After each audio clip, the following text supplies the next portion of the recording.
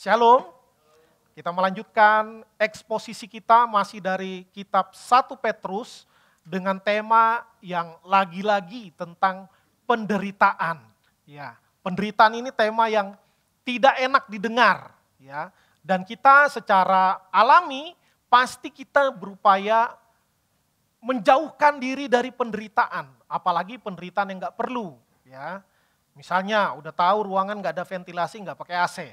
Ya lalu biar kita menderita, kita jangan pakai AC deh. Wah itu penderitaan yang dicari-cari. Ya.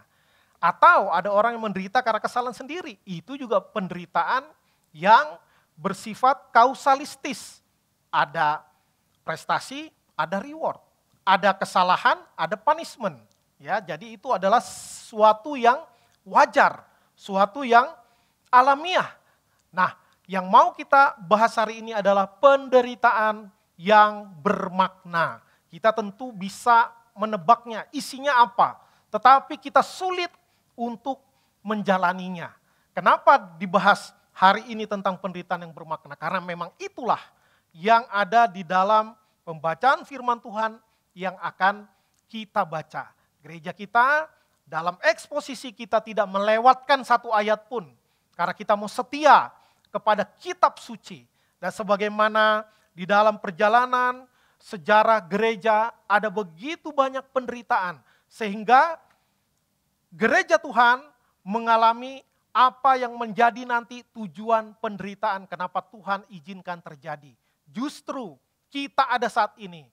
Iman Kristen masih ada saat ini. Gereja masih ada saat ini karena melalui berbagai-bagai penderitaan. Dan yang penting bukan penderitaannya, tapi bagaimana respons terhadap penderitaan yang terjadi. Mari kita membaca satu bagian firman Tuhan, lanjutan dari perikop minggu yang lalu dari 1 Petrus 4 ayat 12 sampai ayat 19. Saya akan membacakan bagi kita semua dan umat Tuhan bisa menyimak di layar. Ayat 12, saudara-saudara yang terkasih, janganlah heran akan nyala api derita yang datang kepadamu sebagai ujian.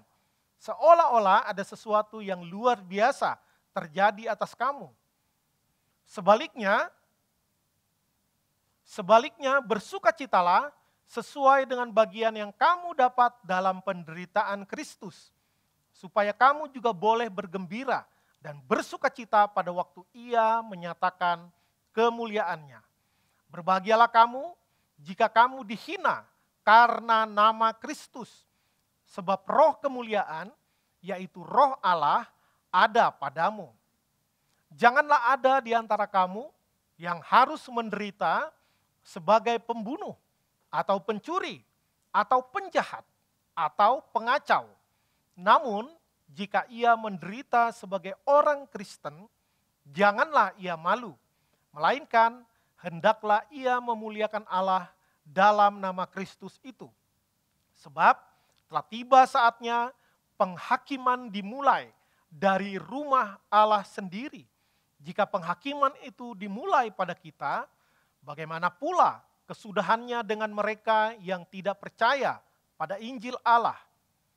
Jika orang benar pun hampir-hampir tidak diselamatkan, apa yang akan terjadi dengan orang fasik dan orang berdosa? Karena itu, baiklah juga mereka yang menderita karena kehendak Allah, menyerahkan dirinya kepada pencipta yang setia, sambil terus berbuat baik. Sedemikian jauh pembacaan firman Tuhan, berbahagialah kita yang membaca, merenungkan, dan melakukan firman Tuhan di dalam hidup kita hari lepas hari. Surat Petrus ditujukan kepada orang-orang percaya yang tersebar di berbagai-bagai tempat. Sudah kita bahas di dalam pendahuluannya. Nah, di abad-abad awal itu memang kehidupan orang-orang Kristen begitu berat. Penderitaan menjadi sesuatu yang sangat akrab, yang menjadi pemandangan setiap hari. Kalau enggak orang percaya lain yang menderita, ya kita yang menderita, yang hidup pada zaman itu. Rasul-rasul juga semuanya menderita. Bahkan hanya satu rasul yang matinya tidak mati martir. Tetapi Rasul Yohanes walaupun tidak mati martir, tetapi dia juga mengalami aniaya, mengalami ancaman, mengalami pengadilan, mengalami penjara. Ya, Pada zaman itu kekristenan benar-benar sebuah gerakan baru, gerakan super minoritas. Jumlahnya sedikit, pengikut Kristus, secara ekonomi juga marginal, secara status juga dalam penjajahan Romawi. Jadi dari segala aspek kehidupan memang minoritas. Karena itu menjadi objek penderita, ya. Biasa kan gitu kan di dalam ilmu politik, ilmu ekonomi, ada apa di dalam ilmu evolusi juga dibilang yang terkuat yang akan menang. Survival of the fittest. Nah, yang lemah akan ditekan, akan paling menderita. Karena itu pemandangan seperti ini, mungkin kita sudah pernah lihat gambarnya, ada orang yang bisa dihukum mati lalu dibiarkan saja di jalan. Ini lukisan tentang penderitaan orang Kristen di abad pertama. Atau ini menjadi hiburan, ya diadu sama singa, ya udah pasti kalah. Ya, kalau di Daniel, teman-temannya Daniel dilempar ke gua singa, enggak dimakan. Ya, karena Tuhan campur tangan. Nah, Sadrak, Mesak, Abednego dibakar, enggak mempan. Tuhan campur tangan. Tapi begitu banyak kejadian di dalam kehidupan orang Kristen di abad mula-mula, Tuhan campur tangan di dalam di dalam menyediakan keselamatan kekal bagi mereka. Ada banyak aniaya terjadi, umat Tuhan mati enggak? Mati, termasuk yang jadi hiburan di Koloseum, diadu dengan singa. Ya, maka banyak yang mati dimakan hewan buas dan itu menjadi hiburan. Nah, bahkan kita juga pernah melihat gambar dijadikan kayu bakar, dijadikan obor di malam hari. Untuk apa? Untuk istana raja. Wah, kejam sekali. Kejam sekali. Tetapi jumlah orang Kristen banyak yang menderita, tetapi pertumbuhan orang-orang percaya baru begitu pesat. Karena apa? Karena penderitaan. Nah, memang selalu Tuhan izinkan terjadi di dalam berbagai zaman, ada tekanan, ada penyiksaan kepada orang percaya. Dan bahkan tidak jarang mayoritas orang percaya begitu tertekan, bahkan sebagian meninggalkan Tuhan lalu meninggalkan sedikit orang sisa umat percaya. Dan mereka yang tetap memilih untuk bertahan di dalam penderitaan akan dipelihara, akan diperhatikan oleh Tuhan. Nah, kalau kita mendengar ini tentu kita sudah pernah dengar. Saya mau cerita mungkin ada yang belum pernah dengar atau banyak di antara kita yang belum pernah dengar. Bagaimana ketika kekristenan berita Injil mendarat di Jepang, ya, di daerah Nagasaki. Ya, mungkin kita jarang yang ke Nagasaki ya. Yang biasanya kita akrabnya dengan Nagasari, kita makan itu ya, kue Nagasari. Nagasaki terkenal gara-gara bom atom. Padahal jauh sebelum bom atom, Injil sudah meledak duluan di sana. Kapan? Tahun 1560-an. Ya. Tenaga-tenaga misi atau misionaris datang ke Jepang, mereka memberitakan Injil, lalu singkat cerita cukup baik persebaran kekristenan di sana, lalu di tahun 1560-an sampai tahun 1600-an semakin banyak orang Jepang yang percaya kepada Kristus sebagai juru selamatnya. Nah, ketika mulai semakin banyak orang percaya, ini jadi mirip seperti abad pertama. Kekaisaran, pemerintahan mulai terganggu. Wah, ini jumlahnya makin banyak. Nanti lama-lama ini bahaya. Bisa menjadi kekuatan politik, bisa nanti memberontak dan lain sebagainya. Akhirnya ditemukanlah cara bagaimana untuk menekan orang-orang Kristen. Supaya yang sudah jadi Kristen bisa melepaskan imannya dan yang belum Kristen tidak berani menjadi seorang Kristen.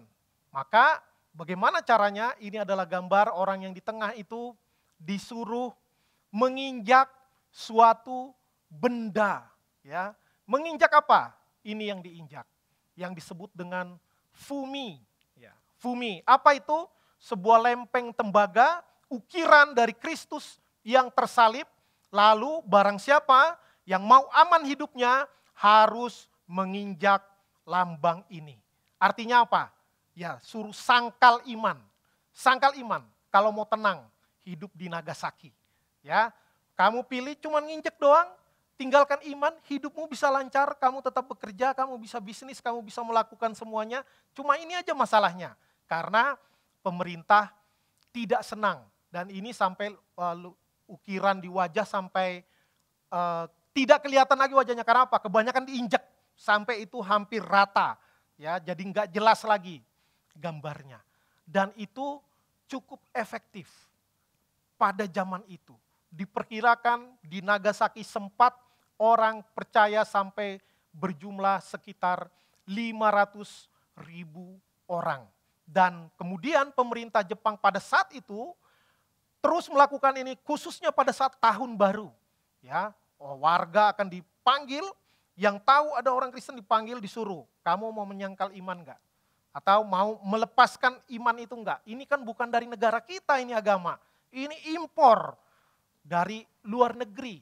Nah, terus selain itu ada yang ditakut-takuti, ya, ditakut-takuti. Dan ini juga lukisan bagaimana mereka membuat satu kubangan kotoran, kotoran dari berbagai kotoran, mungkin kotoran manusia juga ada, dan kotoran hewan. Lalu orang akan diikat dan digantung di atas kubangan kotoran itu. Kira-kira bau enggak? Ya, waduh, kita WC enggak dicuci seminggu aja bau, ya kan? Apalagi itu, memang kubangan kotoran. Baunya luar biasa. Dan bahkan ada yang dicelupkan kepalanya di dalam kotoran itu. Habis dicelupkan diangkat lagi. Ya, jadi bukan langsung dibunuh, tapi berharap dengan cara ini mereka akan oke, saya meninggalkan iman saya. Yang penting saya bisa hidup, saya bisa melanjutkan kehidupan saya dengan bahagia daripada jadi Kristen bikin repot aja. Ya, kamu berhak untuk bahagia, ngapain? Ya, nenek moyangmu juga bukan Kristen kok. Kamu kan generasi pertama, tinggal lepas saja, apa sih susahnya? Ya. Dan sebagian besar orang Kristen pada saat itu mulai satu persatu meninggalkan imannya. Kalau mereka ada yang terluka, tersiksa, diobatin. Ya, dibilang mau tobat nggak dalam tanda kutip? Mau tobat nggak? Kalau enggak, kita siksa lagi dengan berbagai-bagai cara. Ya, ada yang bilang, ada yang direbus. Ya. Tapi yang pasti memang yang tetap tidak mau melepaskan imannya, apapun juga risikonya, mereka mengalami hukuman mati. Ya. Samurai langsung dipenggal. Ya, cukup banyak. Ya, di sana masih ada monumennya, tempat para martir, ada 26 orang martir yang awal-awal itu memang tetap mempertahankan imannya, termasuk misionaris yang pergi ke Nagasaki pada saat itu. Dan itu berlangsung lebih dari 200 tahun. Baru di akhir abad 19 mulai mereka terbuka dan dinyatakan siapa yang mau menyatakan diri sebagai Kristen boleh.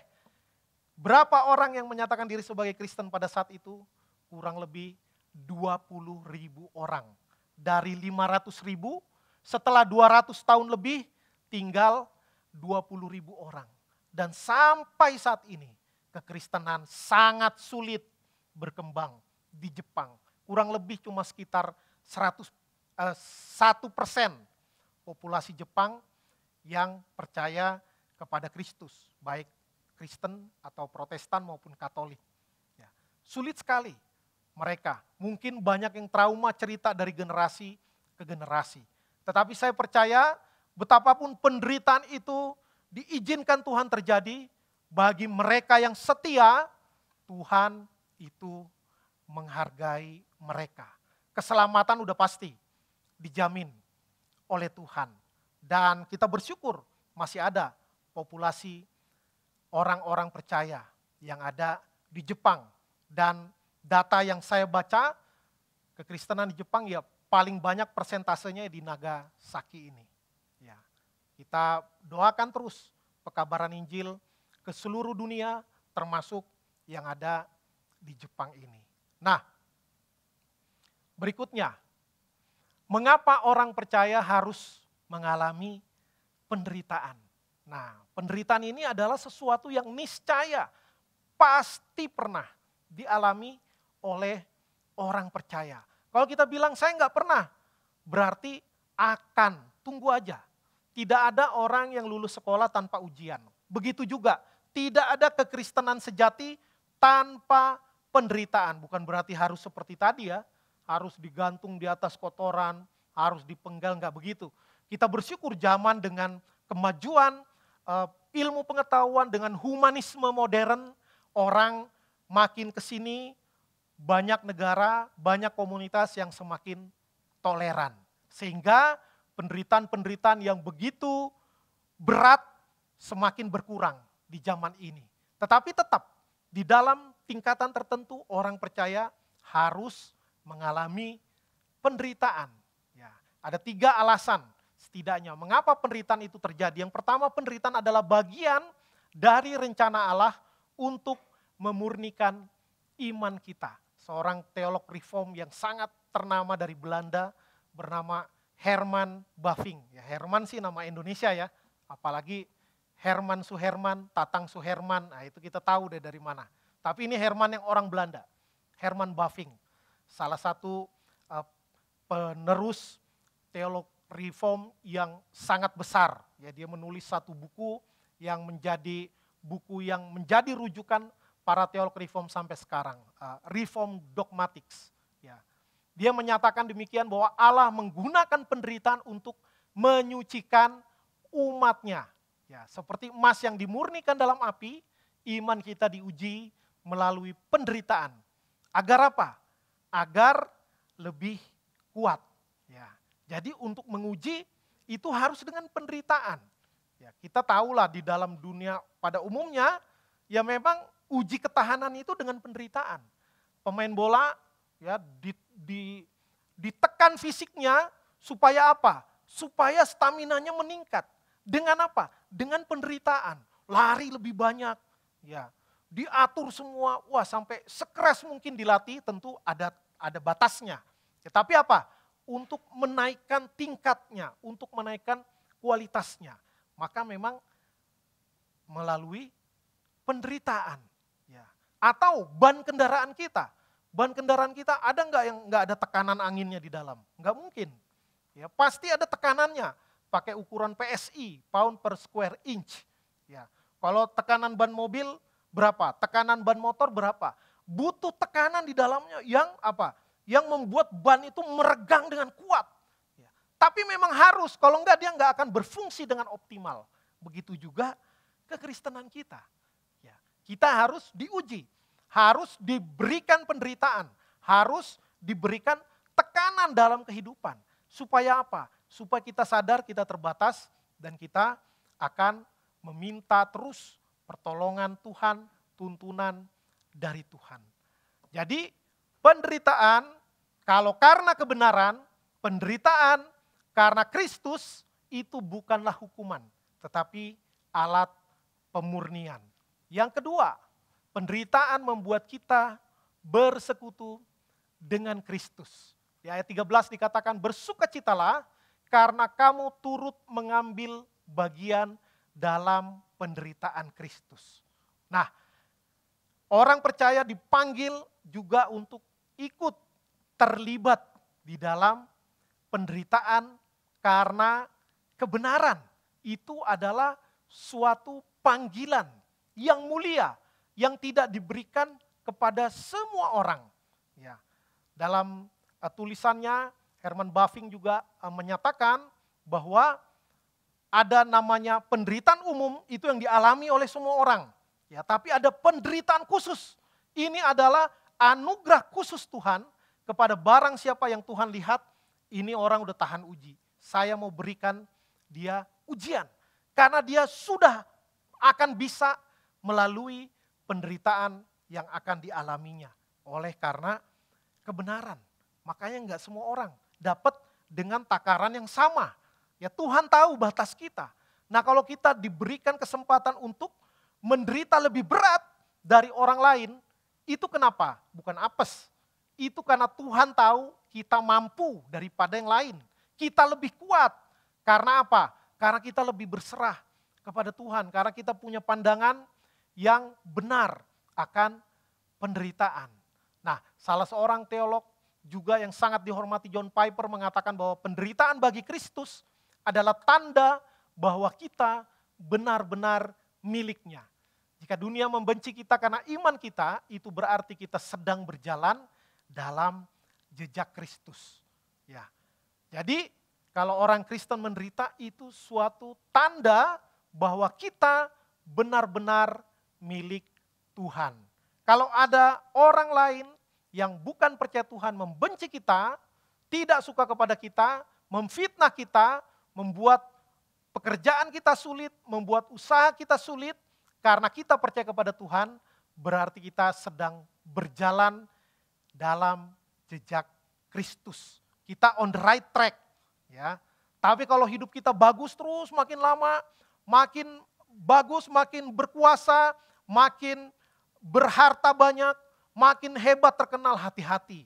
Jangan-jangan Tuhan tidak mau menguji kita karena kita belum siap, belum tahan uji. Nah, kita bukan hanya percaya kepada Kristus, tetapi kita juga dipanggil untuk menderita bagi Kristus. Filipi 1 ayat 29 mengatakan demikian, sebab kepada kamu dikaruniakan bukan saja untuk percaya kepada Kristus, melainkan juga untuk menderita untuk Dia. Jadi penderitaan ini adalah sebuah karunia. Karunia itu bukan cuma dapat pasangan, karunia kita berhasil dalam pekerjaan, itu karunia. Kita promosi jabatan, mencapai puncak karir, itu karunia. Iya, itu karunia juga. Tetapi jangan lupa, penderitaan juga salah satu bagian integral dari perjalanan keimanan seorang Kristen yang sejati. Ya. Buktinya apa? Buktinya Kristus sudah menderita. Dia menderita bahkan sampai tingkat yang tidak mungkin kita ikuti. Nggak mungkin, levelnya beda. Tetapi kita dipanggil untuk mencicipi, merasakan sebagian kecil penderitaan oleh karena kebenaran. Yang ketiga, mengapa orang percaya harus mengalami penderitaan? Karena roh kemuliaan menyertai orang yang menderita karena Kristus. Dengan kata lain bahwa Tuhan hadir di dalam penderitaan. Tuhan adalah Allah yang maha hadir, bukan hanya untuk mencurahkan berkat-berkat kepada kita, tetapi juga untuk mempercayakan kita mengalami penderitaan di dalam kehidupan. Ayat 14 berkata, berbahagialah kamu jika kamu dinista karena nama Kristus. Sebab roh kemuliaan, yaitu roh Allah ada padamu. Jadi roh Tuhan dengan kekuatan yang di dunia ini pasti saling tolak menolak. Ya. Iblis nggak akan tinggal diam, iblis nggak akan senang. Iblis tidak akan happy ketika orang percaya itu hidup menurut kehendak Tuhan. Iblis akan terus cari cara untuk menggoda kita, untuk menakut-nakuti kita, untuk menjatuhkan kita. Bahkan dia bisa bilang kepada Tuhan, ya teranglah dia rajin pelayanan, wajarlah dia percaya Tuhan dengan baik. Orang hidupnya enak-enak aja, tenang-tenang aja, gak pernah susah. Seperti iblis ngomong ke Tuhan, ya Ayub hamba yang setia, ya iyalah dia orang terkaya di daerah itu hidupnya senang. Maka Tuhan dalam tanda kutip memberikan tantangan kepada iblis. Kamu mau uji saja, tapi sayangkan nyawanya, artinya nggak boleh sampai Ayub mati. Apa yang dilakukan Ayub? Ayub tetap setia kepada Tuhan, dia tidak mau menyalahkan Tuhan atas apa yang terjadi. Dia tidak mencari kambing hitam. Dia hanya tahu bahwa semua penderitaan yang dialaminya itu karena seizin Tuhan. Maka dia mengeluarkan kalimat yang sangat terkenal sampai sekarang. Tuhan yang memberi, Tuhan yang mengambil. Terpujilah nama Tuhan. Aduh luar biasa. Kalau kita, wah saya dapat pacar yang paling keren. Terpujilah nama Tuhan. Ya. Saya tahun ini promosi, menang proyek tahun ini. Terpujilah nama Tuhan, kesaksian. Ya. Tapi Ayub mengatakan apa? Tahun ini saya bangkrut, harta saya habis, terjadi kebakaran, terjadi perampokan, anaknya mati semua. Ya, sampai istrinya bilang, kutukin aja Tuhan, percuma kamu hidup saleh. Kok jadi orang apesnya minta ampun? Emang Tuhan gak menjagai? Memangnya Tuhan tidak melindungi? Bahkan pasangannya menantang dia. Untuk apa? Untuk menyalahkan Tuhan, untuk komplain kepada Tuhan. Tapi Ayub tidak menyalahkan keadaan. Dia tidak mungkin menyalahkan Tuhan karena dia tahu Tuhan tidak merencanakan yang buruk. Tetapi dia mau berserah. Dia mau menyatakan kepada Tuhan, ini semua dari Tuhan. Ini semua milik Tuhan.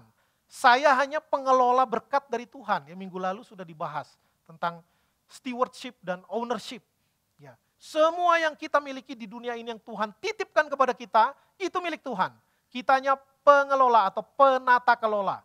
Apa yang Tuhan miliki. Maka kita tidak boleh menggenggam semua yang ada di dalam kehidupan kita, seolah-olah itu milik kita yang Tuhan gak boleh campur tangan. Justru semakin kita menggenggam, akan semakin sakit ketika Tuhan membuka dan mengambilnya dari kita. Tetapi ketika kita tangan selalu terbuka, maka Tuhan mau taruh sesuatu, gak ada masalah. Tuhan mau ambil, gak ada masalah.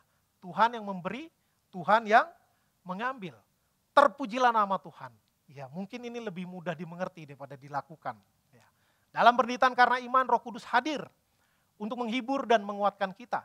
Penderitaan bukanlah tanda bahwa Allah meninggalkan kita, tetapi justru tanda bahwa Allah menyertai kita. Tuhan sudah mendemonstrasikan bagaimana hidupnya penuh dengan penderitaan mulai dari lahir sampai dia cara wafatnya pun amat sangat menderita. Karena itu ketika orang percaya diberikan kesempatan untuk menderita, Tuhan akan menyertai. Tuhan hadir di dalam penderitaan umatnya. Ada satu kisah seorang missionary, wah tapi penampilannya kayak Musa ya yang digambar-gambar. Kalau ini lukisan asli. Seorang missionary dari Skotlandia, ya baru sekitar 1 abad lebih yang lalu. Dia adalah anak seorang yang cinta Tuhan, ayahnya berdoa 3 kali sehari di dalam kamar doa. Itu yang dilihat oleh seorang John Paton sejak kecil. Sehingga setelah dia menyelesaikan pendidikan dasar, dia membantu ayahnya lalu dia terpanggil dalam pelayanan. Menjadi seorang misionari. Ke wilayah yang belum dijangkau. Ke daerah yang dibilang itu kanibal. Yang masih bisa membunuh musuh, bisa dimakan. Wah, ini luar biasa perjuangannya. Dan dia mengatakan enggak ke sana pun bisa mati, istilahnya bahasa gampangnya gitu, bahasa sekarang.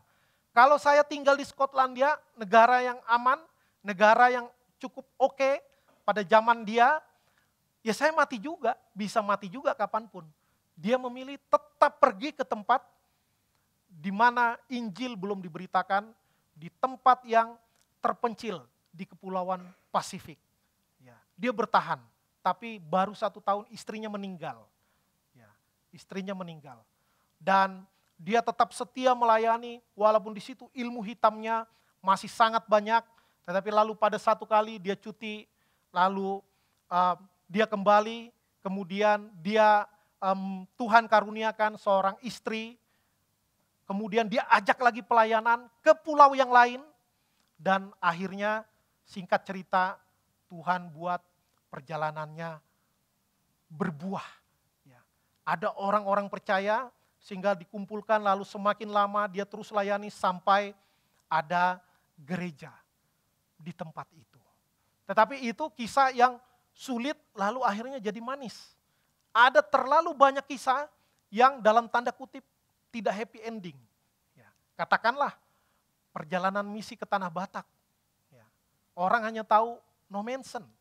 Wah, ada misionaris dari Jerman yang datang ke pedalaman Tanah Batak, lalu orang Batak percaya Tuhan, puji Tuhan, gak tahu sebelumnya itu berapa misionaris yang dibunuh. Oleh apa?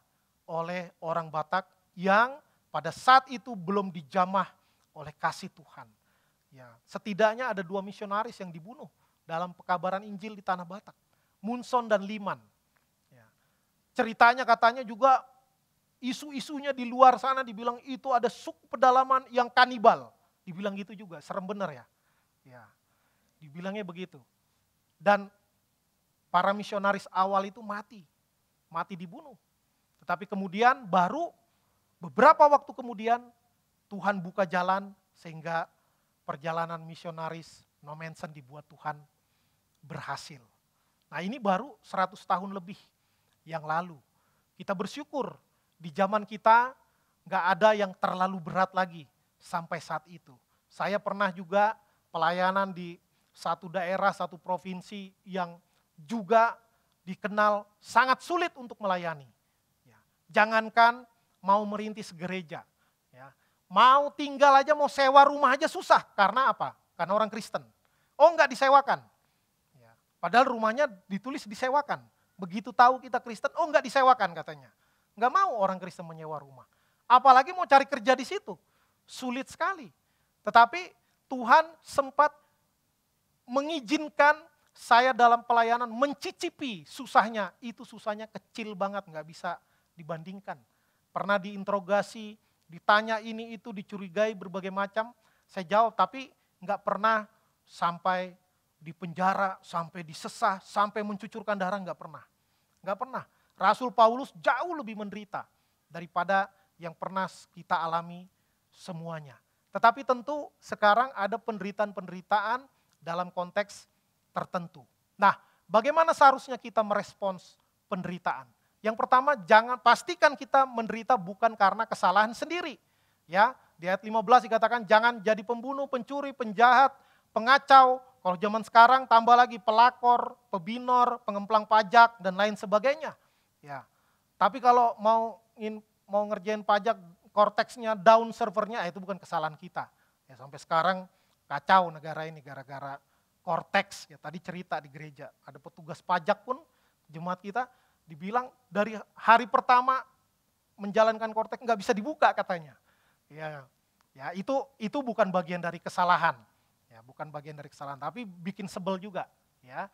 Nah, Bavinck mengatakan bahwa tidak semua penderitaan memiliki makna rohani. Jika kita mengalami kesulitan karena kesalahan sendiri, ya itu bukanlah penderitaan yang memuliakan Allah. Mari kita evaluasi diri kita. Apakah penderitaan yang kita alami sekarang atau yang pernah kita alami karena kesalahan sendiri atau karena Kristus? Kalau karena kesalahan sendiri, bertobatlah. Kalau karena Kristus, bersyukurlah. Bersukacitalah. Nah, ini sikap yang benar. Bahwa sebagai orang Kristen kalau kita menderita jangan malu. Malah kita harus memuliakan Allah.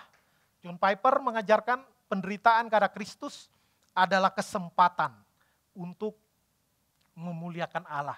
Alkitab penuh dengan catatan-catatan, begitu banyak nabi-nabi, para rasul, mereka menderita karena nama Kristus. Karena itulah itu dicatat di dalam kitab suci sebagai pembelajaran bagi kita, supaya kita kalau menderita nggak kaget, ya. Jangan merasa itu sesuatu yang luar biasa, seolah-olah kita memiliki mental apa? Mental yang kayaknya paling susah di dunia. Ya, ada orang gitu ya, susah dikit aja ceritanya kayak dia yang paling susah di dunia, dia yang paling menderita di dunia ini. Ya, nggak begitu. Kalau itu karena nama Kristus, yang lain juga udah mendahului menderita. Kalau kita diberikan kesempatan untuk menderita karena Kristus, itu adalah kehormatan. Ya, maka tetaplah setia dalam iman meskipun dunia menolak kita. Jangan mundur dari komitmen kepada Kristus.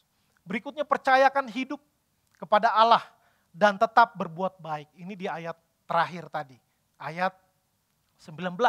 Karena itu baiklah mereka yang menderita sesuai dengan kehendak Allah, menyerahkan jiwanya kepada Pencipta yang setia sambil terus berbuat baik. Wah, ini ayat yang luar biasa.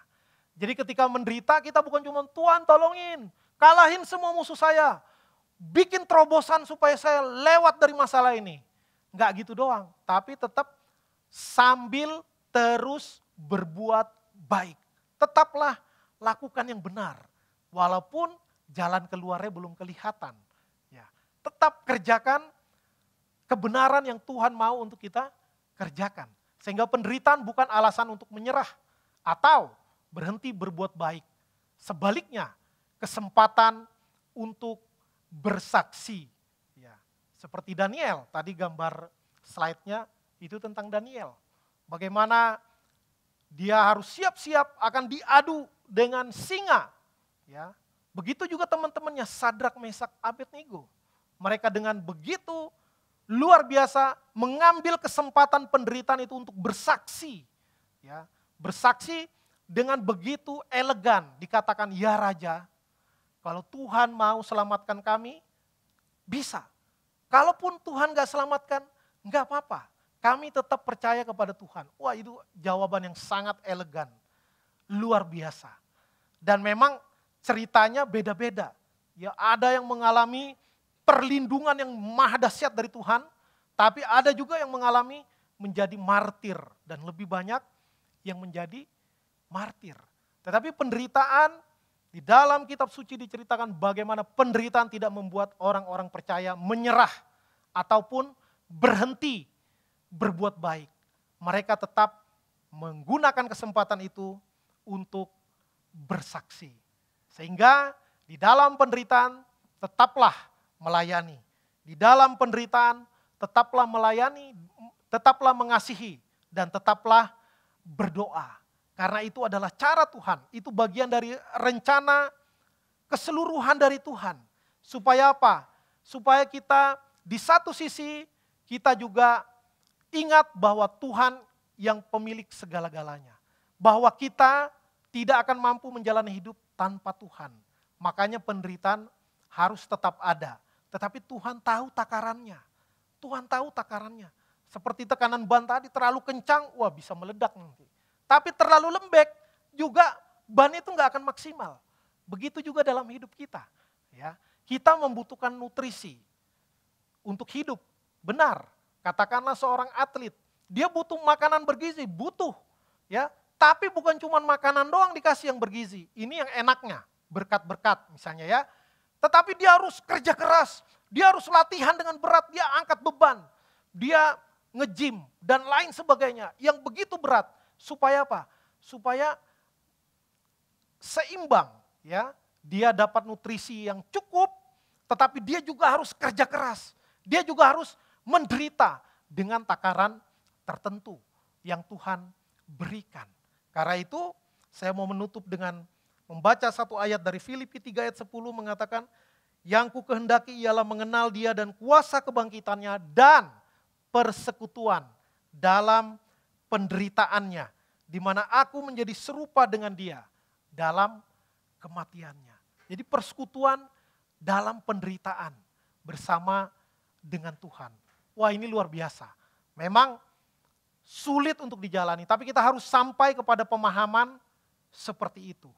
Ya, kalau kita mungkin terancam kehilangan pekerjaan karena mungkin kita tidak mau kong kali kong dengan rekan kerja kita. Ya. Jangan takut, bersyukurlah kalau Tuhan berikan kesempatan itu. Kalau karena kebenaran orang memusuhi kita, mengucilkan kita, bersyukurlah. Artinya apa? Artinya kita berada di dalam track yang benar, jalur yang benar. Ya. Kalau karena iman, maka orang yang naksir kita meninggalkan kita. Karena beda iman. Bersyukurlah, karena memang tidak mungkin Tuhan mau kita memiliki pasangan yang tidak membawa kita kepada Tuhan. Ya. Bahkan kalau memang ada yang mendekati kita beda iman, kita yang mengabarkan kebenaran. Kita beritakan Injil kepada dia. Ya, supaya dia mengenal Tuhan. Kalaupun nanti nggak jadian nggak apa-apa. Ya. Maka bersyukurlah kalau kita menderita karena kebenaran. Dan kiranya Tuhan terus memurnikan kita melalui penderitaan. Tuhan terus menyertai kita di tengah penderitaan. Dan Tuhan memakai penderitaan kita karena kebenaran untuk memuliakan nama Tuhan dan menjadi kesaksian dari masa ke masa. Kiranya Tuhan menolong kita, tentu jangan mencari-cari penderitaan, tapi bertanyalah kepada Tuhan kalau kita tidak pernah menderita karena kebenaran. Jangan-jangan Tuhan tahu kita belum layak diuji di dalam penderitaan di kehidupan ini. Tuhan menolong kita, Tuhan memberkati kita. Kita berdoa.